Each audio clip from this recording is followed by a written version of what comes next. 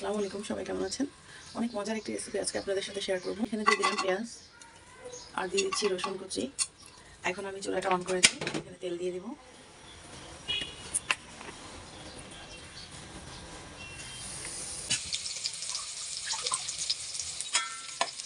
পেঁয়াজকে আমি ভালোভাবে বাদামি করে ভেজে নিচ্ছি।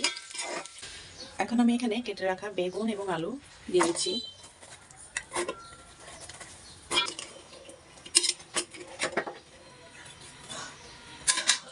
এখন এখানে হালকা মশলা অ্যাড করব। এখানে আমি শুধু কাঁচামরিচ দিচ্ছি।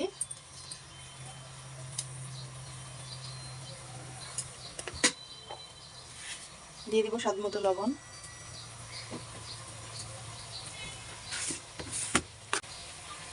পরিমাণ মতো হলুদ,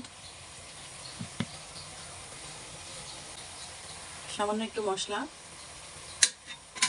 এভাবে নেড়ে চেড়ে আমি এটাকে রান্না করব 10 মিনিট। এখন এটাকে ভালোভাবে নেড়ে চেড়ে দিচ্ছি।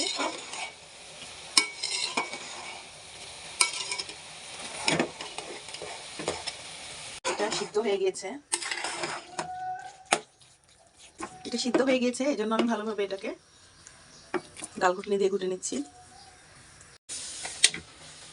তো আমি এখানে পানি গরম করে নিয়েছিলাম, এখন পানিগুলো অল্প অল্প করে দিয়ে দিব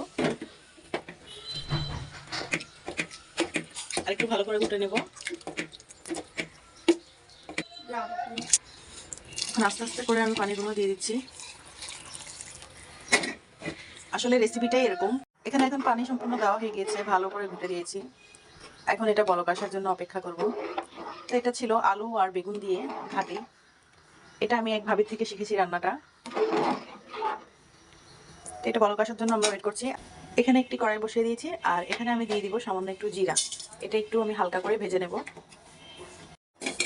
সামান্য একটু জিরা হলেই হবে, তেমন কিছু লাগবে না। এই জিরাটা আমি একটু ভেজে দিচ্ছি।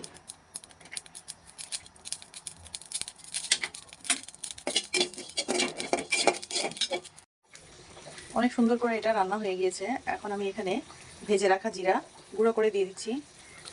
এটার আসল টেস্টটা এখানেই আসবে।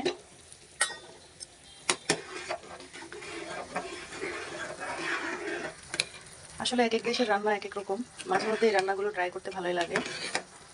আপনারাও চেষ্টা করবেন, এটা অল্প উপকরণে অনেক মজার একটি খাবার।